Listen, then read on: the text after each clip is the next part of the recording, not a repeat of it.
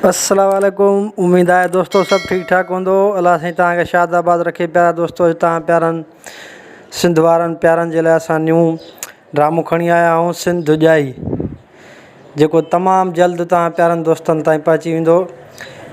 ऐं हीअ दोस्त अदाकार ॾिसो जेके हिन में सुठा सुठा बहितर आहिनि। मुंहिंजी दिलि चयो प्यारनि सिंधी भाउरनि दोस्तनि जे लाइ न्यू वीडियो ठाहियूं।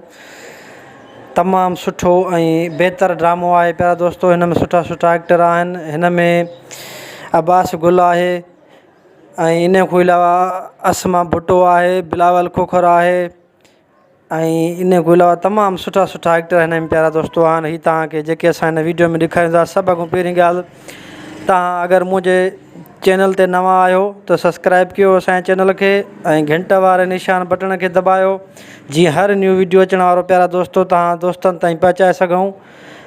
असांजी जिदोजहद ऐं महिनत जारी आहे त हर ड्रामो न्यू पहुचण वारो प्यारनि दोस्तनि ताईं पहुचाए सघूं। प्यारा दोस्तों, हे सिंध दुजाई कहाणी आहे हिकु सिंधी औरतुनि ते ठहियलु आहे प्यारा दोस्तों, जेको तमामु जल्द तव्हांजे लाइ इंशाअल्लाह पहुचण वारो आहे। सूमर खां वठी शुरू थींदो,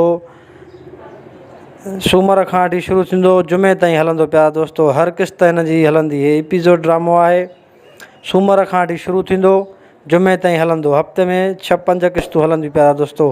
सो तव्हांखे गुज़ारिश आहे असांजी वीडियो खे वॉच कयो, लाइक कयो, शेयर कयो ऐं कमेंट में पंहिंजी राय ज़रूरु ॾींदा, जीअं हर न्यू वीडियो अचण वारो तव्हां प्यारनि भाउरनि जे लाइ पहुचाए सघूं। अस्सलाम वालेकुम। पाकिस्तान ज़िंदाबाद। वॾी महिरबानी भाउरनि जी।